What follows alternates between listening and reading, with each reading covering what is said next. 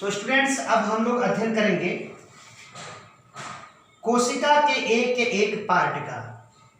मान लिया यह कोशिका है जिसमें माइटोकॉन्ड्रिया, गोल्गी कायल, लाइसोसोम, राइबोसोम, केंद्रक तमाम होते ही हैं। उसमें सबसे बाहर का जो आवरण होता है कोशिका झिल्ली, जिसका प्रमुख कार्य होता है अणुओं को आने जाने के लिए रास्ता प्रदान करना, या यूँ समझिए अणुओं को लेन देन करना। जैसे इधर से बाहर जाना, बाहर से अंदर आने के लिए इसका प्रमुख रोल होता है। उसी कोशिका झिल्ली के बारे में, या उसी का नाम है जीव द्रव्य झिल्ली, का हम अध्ययन करेंगे। पहले हम ये जानें कि यह किसकी बनी होती है और क्या कार्य है इसका। तो पहली बात तो यह है कि कोशिका झिल्ली जो बनी होती है वह लिपिड और प्रोटीन की बनी होती है। मुख्य रूप से लिपिड और प्रोटीन की बनी होती है। और लिपिड का एक प्रकार होता है फास्फोलिपिड, वह प्रमुख रूप से इसमें प्रेजेंट होता है। यानी लिपिड में भी कौन सा लिपिड? फास्फोलिपिड। ठीक, तो 1950 में जब इलेक्ट्रॉन सूक्ष्मदर्शी का आविष्कार हुआ तो उस समय कोशिका झिल्ली का जो है अध्ययन करना काफी सुविधाजनक हो गया। तो उस अध्ययन यानी इलेक्ट्रॉन सूक्ष्मदर्शी से अध्ययन करने पर यह पाया गया कि मनुष्य के आरबीसी के झिल्ली में 40% है। मनुष्य का जो रेड ब्लड कॉर्पस्कल्स एरिथ्रोसाइट्स जो सेल होता है, पिछली क्लास में आप पढ़े थे परिवहन तंत्र में आरबीसी। तो आरबीसी की जो झिल्ली होती है उसमें 40% लिपिड और 52% प्रोटीन होती है। क्या बात।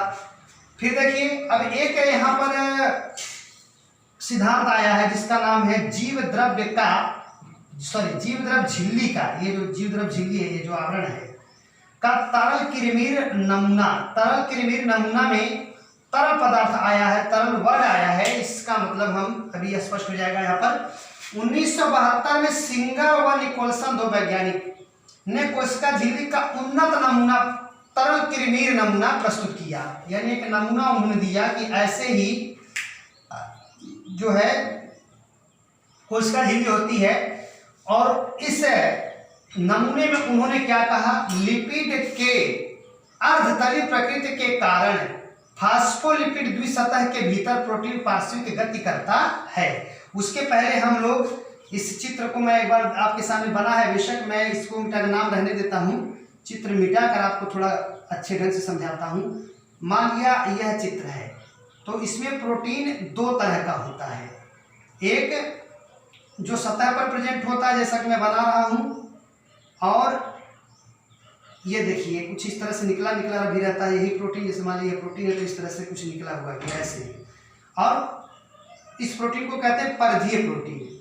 और दूसरी प्रोटीन कहीं बीच में आंशिक रूप से या पूर्ण रूप से धसी रहती है। पूर्ण रूप से मतलब पूरी धसी रहेगी, अथवा आंशिक रूप से। जैसे मान लीजिए प्रोटीन का अणु है, ये थोड़ा ही धसा है, ये देखिए पूरा न जाकर इतना ही गया है, ये प्रोटीन।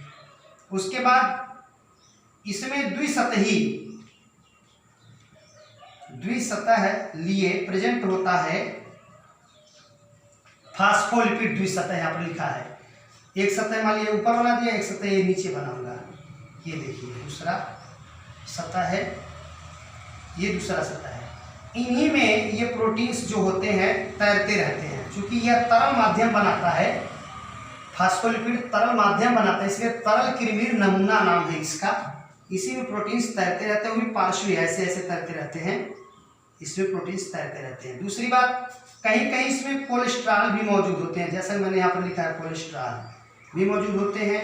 और जो परिधीय प्रोटीन होता है उसी से जुड़ा कहीं शर्करा भी मौजूद होता है। जरा यहाँ पर गौर करें, यदि 40% लिपिड, 52% प्रोटीन, तो टोटल 92% हुआ, जिसमें से 8% बचा। तो 8% में यही सब होते हैं, कोलेस्ट्रॉल, शर्करा आदि यही सब होते हैं। तो ये था जीव द्रव्य का तरल किरमिर नमूना, जिसको सिंगर और निकोलसन नामक वैज्ञानिक ने बताया 1972 में।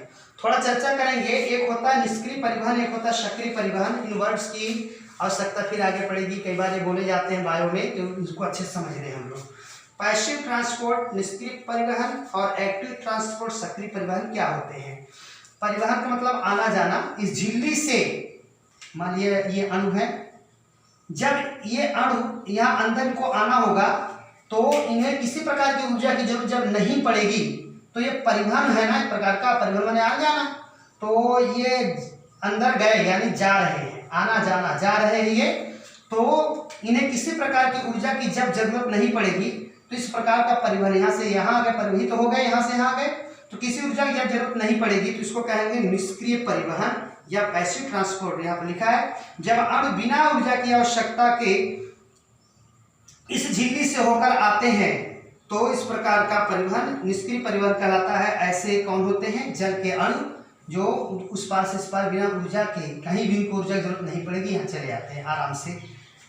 दूसरा होता है सक्रिय परिवहन, एक्टिव ट्रांसपोर्ट। कुछ आयन और अणु, ध्यान देंगे, आयन और अणु कुछ ऐसे होते हैं परिवहन के लिए ऊर्जा की आवश्यकता होती है, जिसकी कॉम्प्लीमेंट्री एटीपी करता है। एटीपी के बारे में आप लोग थोड़ा बहुत जानते होंगे, एडेनोसिन ट्राइफॉस्फेट, और नहीं जानते तो श्वसन नामक चैप्टर आप लोगों में है, उसमें बाकायदा इसका वर्णन है।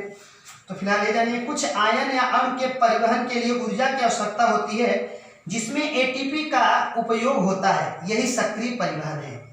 तो उम्मीद करता हूँ कि आप लोगों को ये दोनों परिवहन भी समझ में अच्छे से आया होगा। तो यह है आज हमारा स्टार्ट हुआ कोशिका में सबसे बाहर की ओर से एक कोशिका का पार्ट हम लेकर चले, जिसका नाम है कोशिका झिल्ली या जीवद्रव्य झिल्ली, सेल मेम्ब्रेन।